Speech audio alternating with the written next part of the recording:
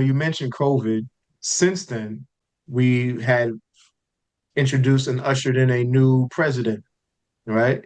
So I see the eyes. So that being said, speak to, if you will, your thoughts on the state of education now, specifically under this new administration, and what, if any, um, things that what are your thoughts about that and what they're doing? I think that when Trump came in the first go round, it was the first time I really and truly understood. Like I tell people all the time, as a principal, I'm a figurehead. I don't really have any power. And people didn't understand. I said, in in a lot of ways, the president is almost the same way. But the couple of things that I could decide, right? Like I could decide how I used my budget. If I wanted to use my budget to buy curriculum, or if I wanted to use my budget to buy playground equipment, I can decide. There are some things I have some input on. And the things that I have input on can absolutely change what I decide to be of importance can change the trajectory of how the day-to-day life goes on in the school. And I think what happened for me the first time was I really understood that that's really all the president does typically is make a couple of decisions. The one that impacted me the most was the appointment of the Department of Education. And his first go round, he put in Betsy DeVos. And when I tell you that I felt the impact of that immediately, and that's when I really understood the importance of the vote. It is not because we're not voting for the president to change America. We're voting for him to pick the right people to run the heads of the departments that actually do impact us immediately. Betsy DeVos put some stuff in play that impacted my life immediately as a principal and made it very difficult to do my job. And then Biden came in and was able to undo some of that, and it was kind of like it. And the crazy part is, it took her 4 years to undo. It took him almost 2.5, 3 years to redo. So we got 1 year of breathing room, and here he come again. And as quick as he got back in, he's back to undoing with the new say. I mean, like it is really, really hard to be in an administrative position, because again, I'm supposed to be making these decisions and you're freezing funds. Like I mean, like there was this summer, there's a lot of funding that people don't understand how schools are funded. They don't understand the importance of some of the federal funds and how schools are really run, and the difference between state, local, and federal funds, and how much money that each of those comprises in the government. And how, when you take away that little bit of funding, like I did a whole video on it, like when he first got back in, trying to get people to understand, you do not want the Department of Education to go away. Trust me when I say that is not what you want. And here we are this summer, he took it away, and then he began to freeze funding, and schools were I was directly impacted. My daughter went to a school where they had a free after school program, and the funding that came to pay for that after school program was directly tied to the funding that he tried to freeze up. So 2 weeks before school, everybody got a notice and said, sorry, I don't know how y'all gonna get your babies home from school because we can't offer the program anymore. And then everybody was complaining, like, when he finally did, by the time he finally released the funds, people had made other arrangements. People had lost their jobs. Like if your salaries are based on this funding that he's holding up, and you've got all these people have to, you've got to fire them, right? To balance your budget. You fire them, they've got to eat. They find other jobs. You unfreeze the funding 2 weeks before school, or a week into school starting for some places, because not everybody goes back after Labor Day. So you go back, you don't have anybody to run the program. So now it still's not work. Like these are the types of things, how this administration, because they do not know what they're doing, they do not understand how schools work, they do not understand how the schedule works, they don't understand anything. They're just throwing stuff to the wall to see what sticks. Everybody else be damned. And so it is the appointment of the incompetent people that he just gives free reign to make all these new decisions and choices and veto this and take this out. Those things absolutely affect your kids today, not in 2 weeks, not in a month. Those things, the things that they do in the Department of Education affect your baby today, not in 4 years, not in the next election, today. And so I think that's the biggest takeaway for me. It's not him per se, it's the people that he puts in charge who don't know what they're doing, and he doesn't check them. and they just do what they want to do. They do it, and our kids are the ones feeling the brunt of it. It's a very chaotic time to be in. You take the behaviors that we're seeing from COVID, plus the instability with all these new regulations and cuts that are coming, and you put all those together, and you have a ticking time bomb for sure in these Well schools. said. Yeah. Well said. Oh my goodness. Oh wow. Um, hmm. All right. Well, so in addition to what you've already mentioned, let's talk specifically about media. Okay. What are some challenges parents face when it comes to media for young children? Well, the reason Just Like Me Presents even started was because the biggest challenge is we still aren't black people, brown people, we're not considered a good economically feasible risk.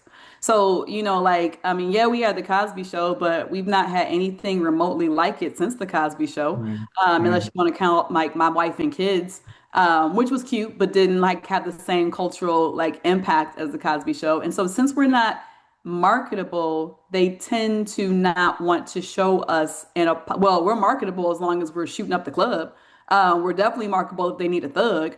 But just being able to show black joy, or just regular, Hispanic life, or you know what I mean, like just things like that doesn't involve like James dying, that doesn't involve like a shucker, like like some. So just the media is really important because they will only show what they think is profitable, which means that our kids' realities, which may not be profitable to the media, don't often get reflected.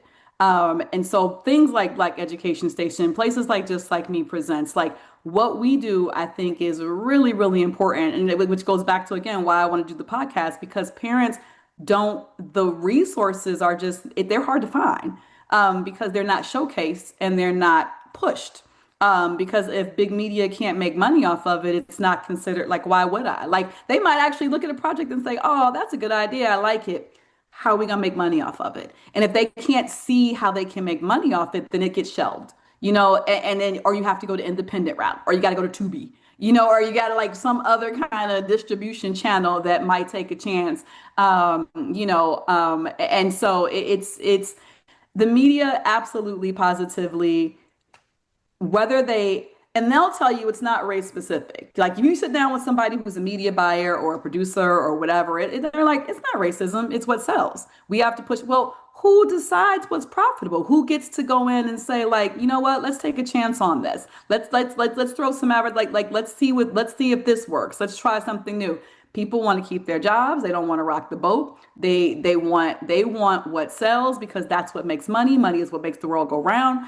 And so there is no person advocating to see anything different. So that's why stuff like this is so important, because because they're not going to do it. That's like, so we have to do it. We have to create our own content. We have to create our own resources. We have to create our own media. We have to own our own media, because part of why I started Just Like Me Presents in the first place is because I realized that I had to check myself. The books that I read when I was little, I like Sweet Valley Twins and The Babysitter's Club and Ramona Quimby, and all of those children are white. And it didn't even occur to me, like when I was little, that all those kids were white. So when I was trying to instill a love of books in my Newark, New Jersey classroom, in my Cleveland, Ohio classroom, they were like, Miss Person, what is this? Like what? Like what? I loved Harry Potter. My kids were like, what is a wizard? Like what are you doing? Like they were like, no, I'm not, they couldn't get into it. And so then I realized, I was like, well, maybe if the characters looked more like, I didn't have the aha moment, I'll be honest. I didn't have the aha moment until like years later. I was like, oh, they don't like it because they can't relate. This is not their life. They don't see themselves, whatever. So when I realized that, I'm like, okay, I'm gonna make books where I can put my kids in a book and they can relate to it, and then they'll like it more. And that's exactly what happened. Then once they like it and they want more, then you can introduce a Harry Potter. Then you can introduce a Katniss and the Hunger Games. Then you can introduce all the popular stuff, because you've clicked something in them. But without that click, you can't get them to that next level. And I think that the role of us Black people in media is we sometimes have to be that bridge, so that they can, so that they can, so they can see themselves, so they can reflect, so they can realize that they too can be a part of it, and then you can go beyond that. And so I think we play a really important role in helping kids be seen. I think we play a really important role in helping families get support. And I think that even if it feels insurmountable at times for us because we feel like we can't compete, I think we would be surprised if we knew how many people were actually out there searching for us. And if we could just figure out the algorithm of how to find them, they are there. Like we just have to figure out how to reach them. So yeah, I think that we play a really important role, like a soft supporting role that nobody likes to talk about, but we're very much needed. And it is very important because we oftentimes are the bridge to that greatness. That's my You opinion. know, it's so interesting that you say that. I recently shot a video about the lack of Black boys playing the lead roles in children's content, in young children's content. I watch PBS Kids. I watch Nickelodeon with my children. We watch Disney, even YouTube for kids. Very seldom do you see a black boy, child black boy, as the lead or the central figure as Even in any of real the most one. popular shows. And so to take it one step further, and I'm saying this to in response to what you mentioned, I asked an author about his book series. And he had a book series, he had, some with boys and some with girls. He said, well, listen, I'm going to tell you, Hotep, honestly, the majority of my sales come from the content and from the books that have girls as the lead.